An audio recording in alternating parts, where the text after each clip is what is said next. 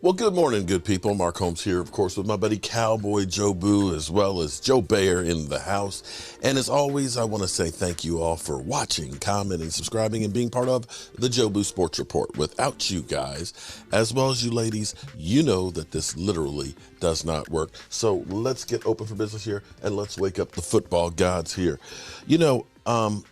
It's great. It's Taco Tuesday, and I hope all your taco dreams come true.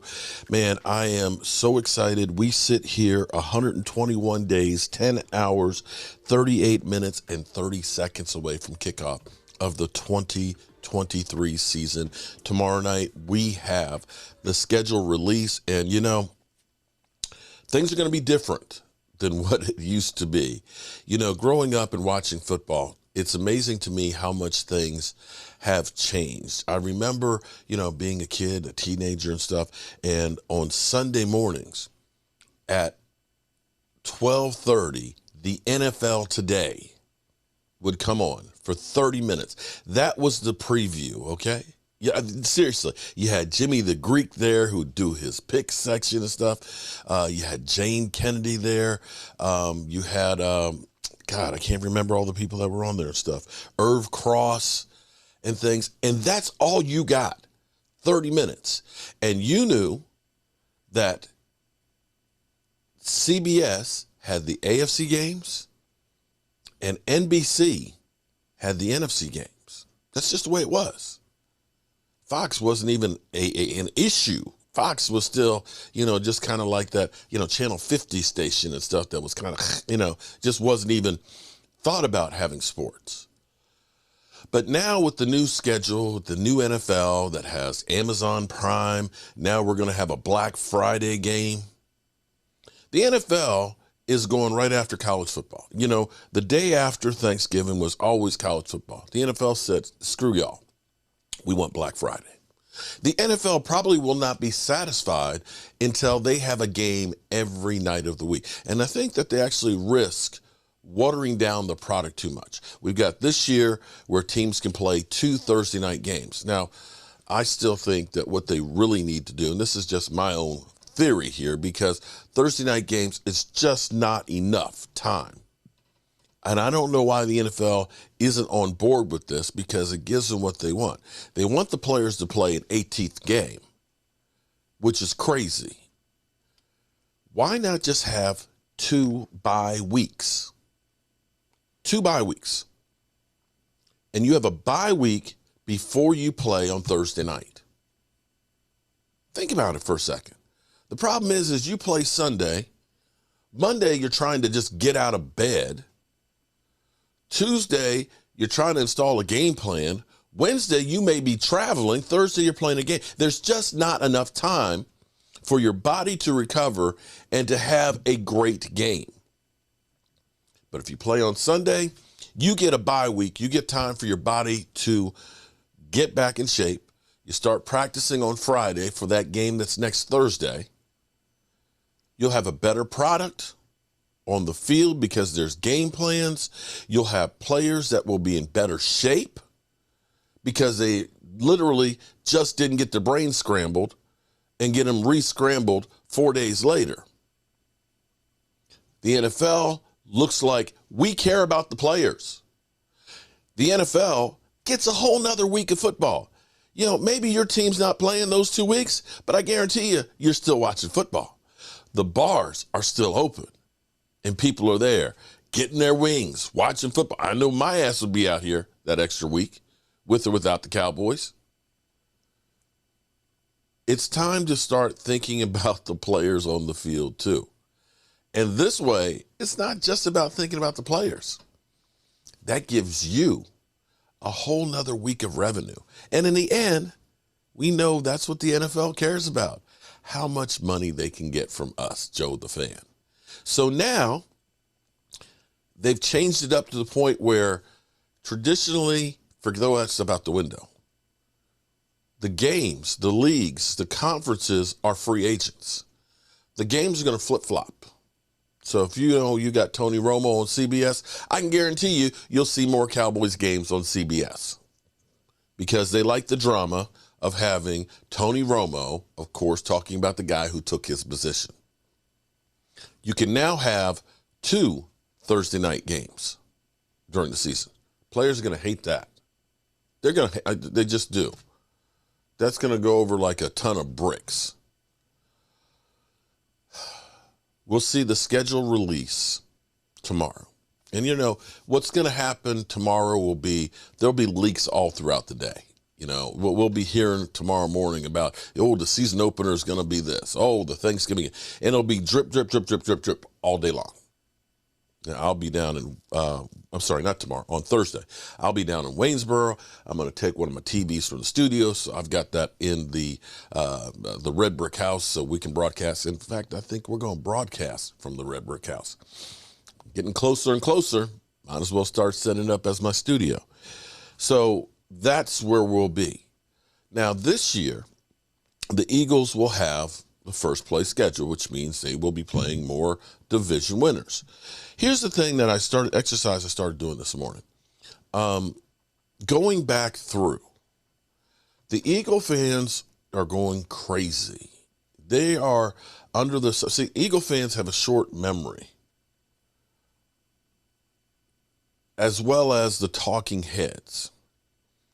The thing that's crazy about the NFC East, the Cowboys actually did one of those things that are few and far between last year and the year before.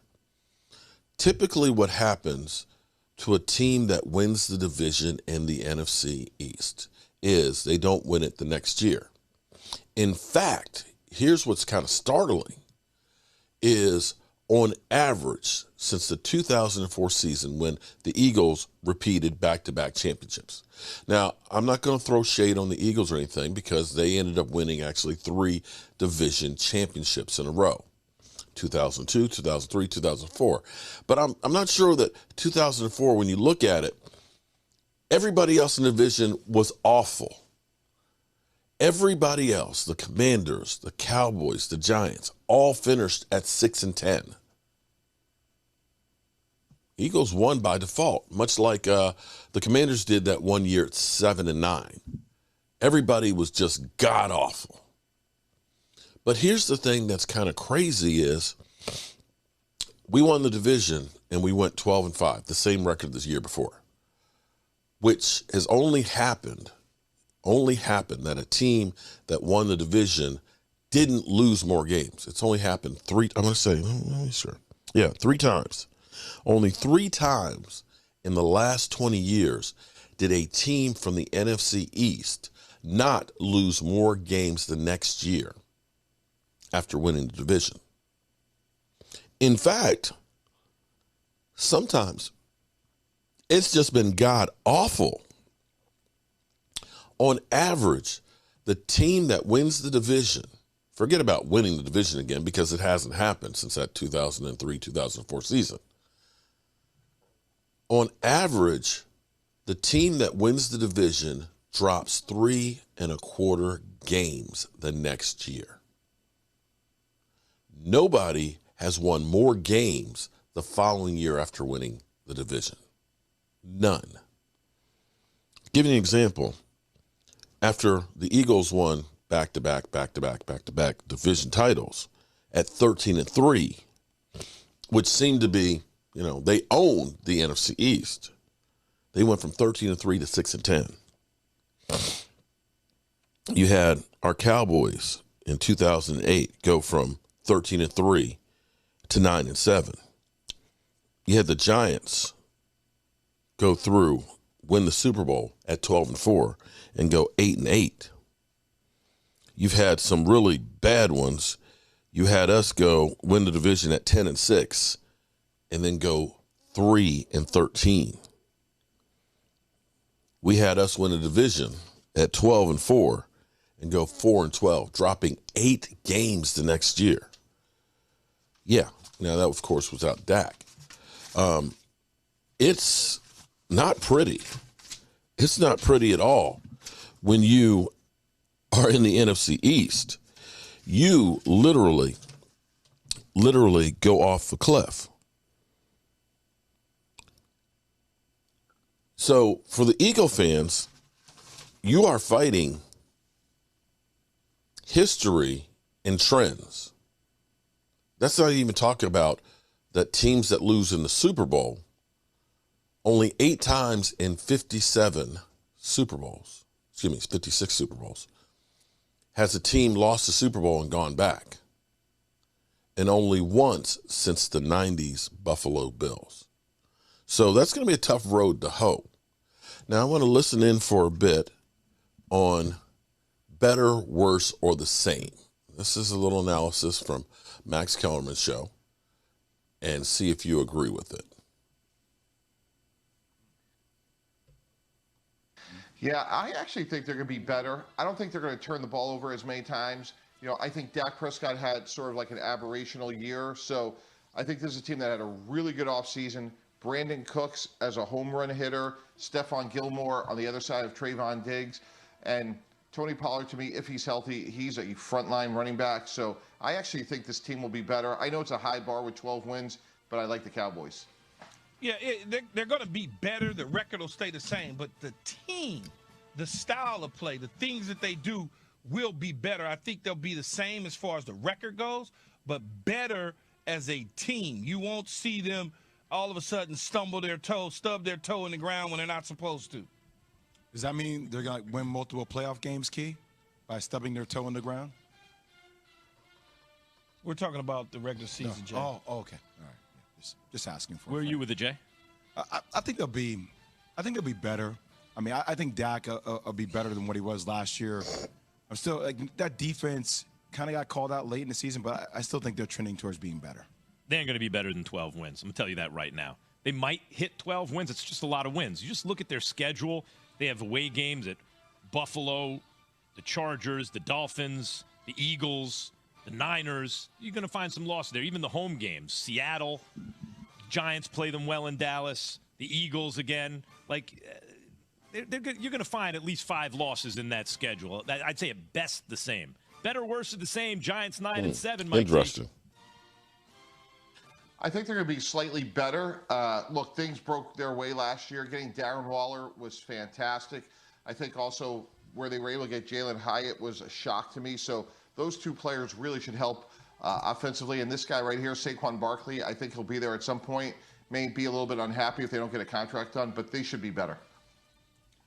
Yeah, I think they're going to be the same. I think this is a playoff team with maybe 1 win more, but basically the same. Darren Waller certainly helps coming over from the Raiders.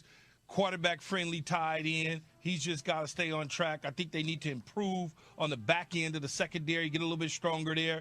Saquon Barkley, obviously, that deal needs to get done, but I think that they're probably right there at a 10-win team, so to speak. We had 9-7 last year, Max. I think they'll be right there. I agree with Key. I think it'll be around the same. I know some additional pieces.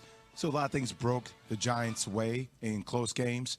So give and take on that, I'll probably say the same. I'm with Jay 100%. I think the Giants, in fact, will be a better team, but their record will be the same because they got a little lucky last season. So turn that luck into skill, you still wind up with the same record. Better, worse, or the same. Bills 13-3. Of course, the one game was wiped out against. So the question is what do we think is going to happen? Better, worse, the same, Mike T. 13-3. I think they're worse, not because they're much worse, but I think the AFC East has gotten better. I think we talked about the Jets, they're better. If Miami can stay healthy, they're better. So I think their competition has improved. I actually still think they can win the division, but it may be as an 11-win team. Yeah, I think they're going to get worse. I factor in losing Leslie Frazier. I understand that when you lose somebody, okay, well, you know, Sean McDermott's called defenses before. He knows what he's doing. It doesn't matter, though. You still have, there's something about when you lose a coordinator on the side of a ball that's supposed to be extremely important to your team that you could potentially suffer a few games behind that. I'll say slightly worse. I mean, Key, we saw that last year with Brian Dable, right after they lost Brian Dable, and how those changes were on the offensive side of the ball. But slightly worse doesn't mean that they can't contend for a Super Bowl, by the way, when you're in the AFC. So that's not hate. That's just thinking how grueling the conference is. And I do think overall that Josh Allen will be better at not turning the ball over this 100% year. with Jay this year. I don't know about the Josh Allen part. We'll see, but he was a pick machine last year. Yeah, the AFC is so tough. And again, I'm just looking at their schedule coming up, guys. at Kansas City, at Chargers, at Miami, at New England, at Jets. That's a really tough game now. At Philly, that's a brutal game. At Miami again. Even at Denver is going to be different this year versus Dallas, versus the Giants. That's a brutal schedule. There's no way they're going to win 13 games. I'm going to say that right now. But they're going to be a very strong team. The conference is just insane. Better, worse, or the same. Last one, the Bengals at 12-4, Mike T. It's hard to repeat.